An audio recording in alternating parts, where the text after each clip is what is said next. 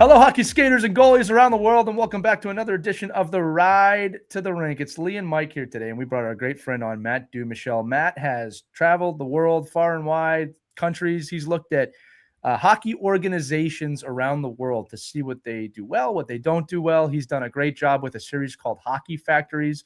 So, kids, he really knows what he's talking about in terms of what he's seen around the world with hockey development. And one of the questions that we talk about with him is how in largely the United States and Canada, we like to use the word identify. We identify young kids as super talented, super skilled, and we pluck them and we put them in development programs. Now, some of you may be aware of that. Some of you might not. I know what you're thinking is, well, how do I become one of those kids? I want to be great. I want to be plucked.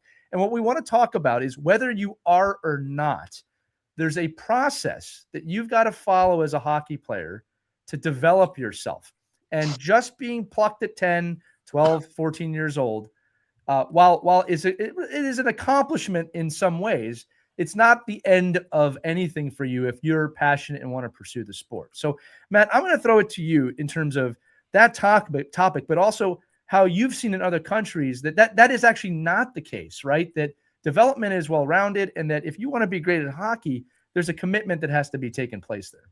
Yeah, absolutely. And we see that in the European model just from the thinking that they've got a longer runway in what their development model looks like. You know, they introduce cutting players for specialized teams in some countries. At U14, U15 is the first time they have assembled teams that go above and beyond whatever regular model it is that they're developing. You know, the key to a European country that's a lot smaller than we are in Canada, you in the US, is they have to develop everybody. That's part of their mantra and their formula, because just like anything else, when you take the funnel and you put 100 kids in it, you're going to lose kids. They're going to drop off, lose interest, whatever it is. You're not going to have 100 that fall right out the bottom. What you're looking at the end of the day are things that you can always control. You can always control your work ethic. You can always control your attitude. You can always control your energy. Are you a good teammate? Are you somebody that people want to be around? You know, those are characteristics that will ride you from 11 to 100, let alone 11 to 30, 40, the lifespan of a hockey player. So when you get an opportunity to try out for some of these teams, at some of these young ages, you know, at 10, 11, 8, you know, whatever that looks like, if you don't make those teams, we're doing a poor job here of letting families and parents know that that's not the end of the road. You know, there's so much more of a runway that you have here that we don't talk about, where you have the ability to add additional skills. You have things where we can work on different aspects of your game throughout the year. But at the end of the day, what we talk about, or what we hear when we talk about the best players in the world, is the consistency. They're still there. They're always working. They're always trying to get better. And that will outlast anything in any corporation or any organization as a whole. You don't have to be the best 11-year-old player, because the likelihood that you're the best 11-year-old player and 25-year-old player is almost impossible. You know, Matt, I think what I'd love to hear, just because based off of your research and the stuff that you've done as far as it really going in depth in youth hockey development and watching players perform in all these different countries and organizations, you talk a little bit to our players about, you know, you don't always have to be the same player every year. Like, you're going to evolve in different ways. Like, your role and what you're good at and what you're not good at, or what you're strong and what you're not strong at, is always going to change. I think to embrace that opportunity to kind of, you know, reinvent yourself depending on, you know, what team you're on. And we talked a little bit about it in the main episode that, you know, when you pick an Olympic team, for instance, you're not picking just, you know, 1 to 15 of the best players. You're picking a team. So talk a little bit about, you know, what you've seen in your process of evaluating and looking at talent, how that talent has to evolve depending on, like a chameleon, you know, what environment you're placed in. Yeah, absolutely. And there's so much to learn from the idea of playing for different coaches or playing different positions, even when you're younger, as far as developing hockey IQ. You know, I think the best way that you can learn as a left winger what the defenseman is thinking is to play defenseman, see what they see. Then, you know, when you're playing left wing, hey, I'm against the boards here, he can't get the puck to me. Instead of saying, well, how could he not get the puck to me? Well, now you've seen it. Now he's, oh, that's tight. He can't get that past me. You've learned from doing it. You've seen it yourself. And we see that in some European clubs that I've looked at and hear about in different areas, right? Jokerit in Finland always talked about, when I had a chance to feature them, first year that they have kids in their program, they're talking about playing offense with the puck. The next year they're talking about playing offense without the puck. Then they're playing defending the puck carrier. Then they're talking about defending the person that doesn't have the puck, that's trying to get open or create time and space for the person that has it.